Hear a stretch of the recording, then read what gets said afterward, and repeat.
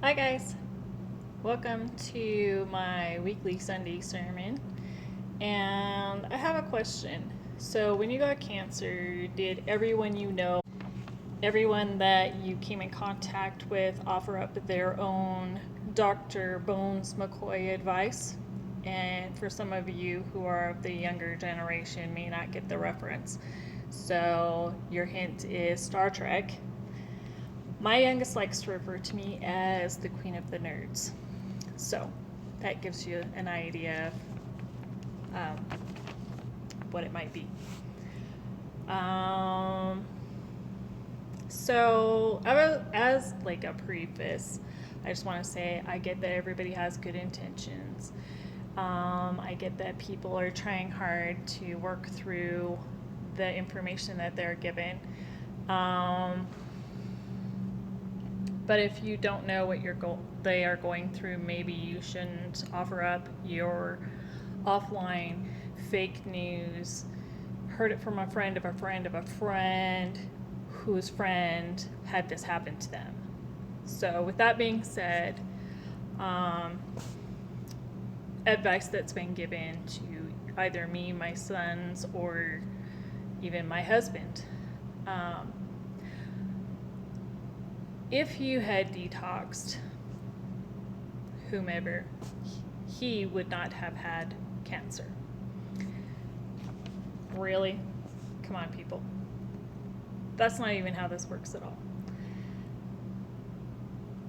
At the end of it all, am I the only one that reads?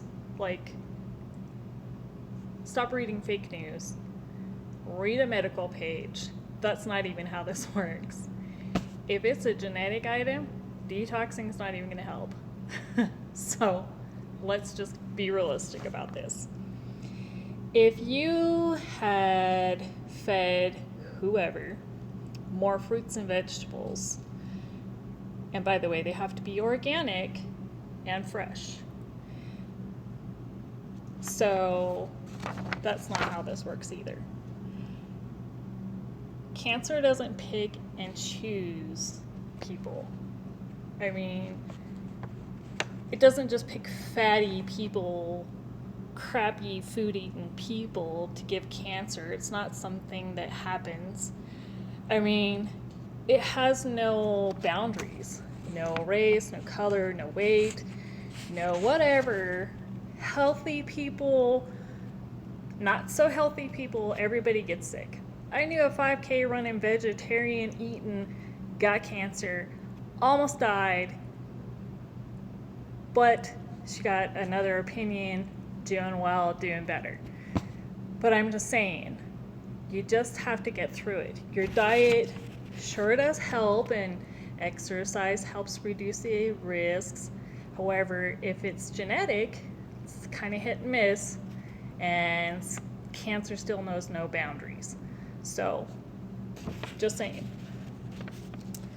If you smoke pot, cancer will kill the cells. So, just so you know, my best friend's father, stepfather, something father, a friend of a friend of a friend, just kidding, had smoked pot almost his entire life.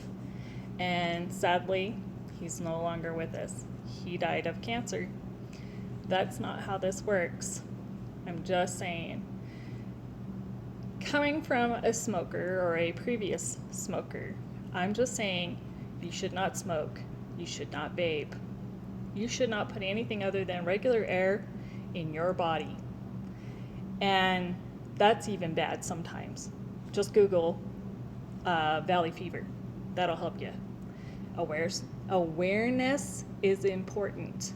So, the more you know. If you use CBD and or THC, it will kill all of your cancer. Please, tell me more about this.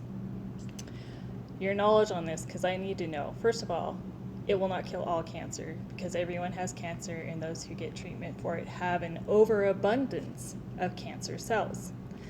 Secondly, I've learned for people who struggle And even I struggle for the difference between the both of them. And I've studied, I still don't know a lot. I know people that have done a lot with it, and still it's a lot of knowledge, and it may or may not help. You just have to go through it. I've been told, however, that if you go to the local corner store, you may be wasting your money.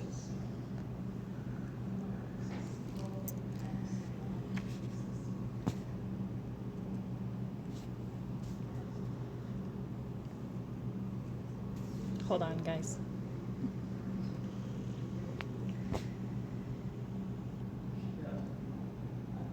So the next one, you should use herbs from a herbal specialist.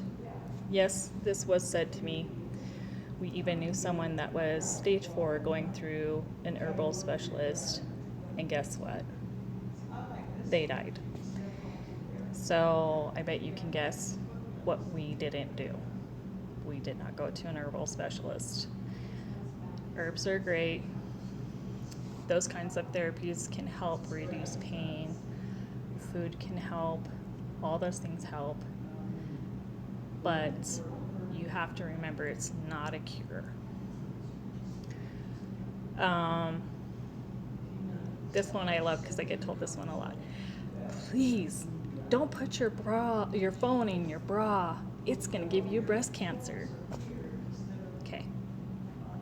If that were true, we'd all have brain cancer because everybody sits with their phone to their head. Second of all, 9 times out of 10, your phone's sitting in your hand. And if that were true, you would have cancer in your hand. Just saying. So, everybody's case is different and unique to everybody sitting next, just like the person sitting next to you. All suggestions for a healthy diet and exercise are good for you. That goes without saying. It's not going to prevent cancer. It's going to help minimize it. And I eat crappy food. I exercise as much as I can, but it may not be as much as it should be. I know my risks. I know my family's risks. I know that I'm a high risk. That's proven because my kids have gotten cancer. But at the same time,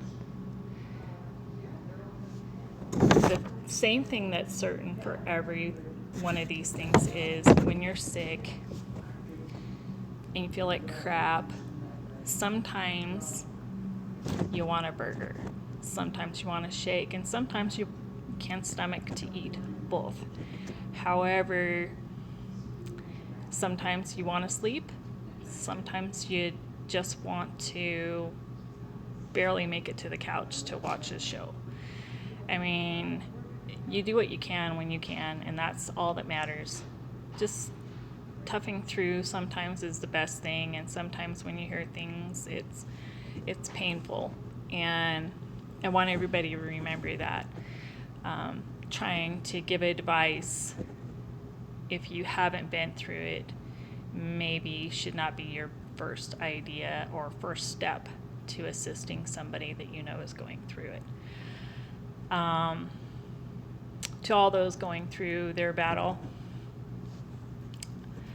be strong, get some sleep, eat what you can. Everybody loves you. Have a good night, guys.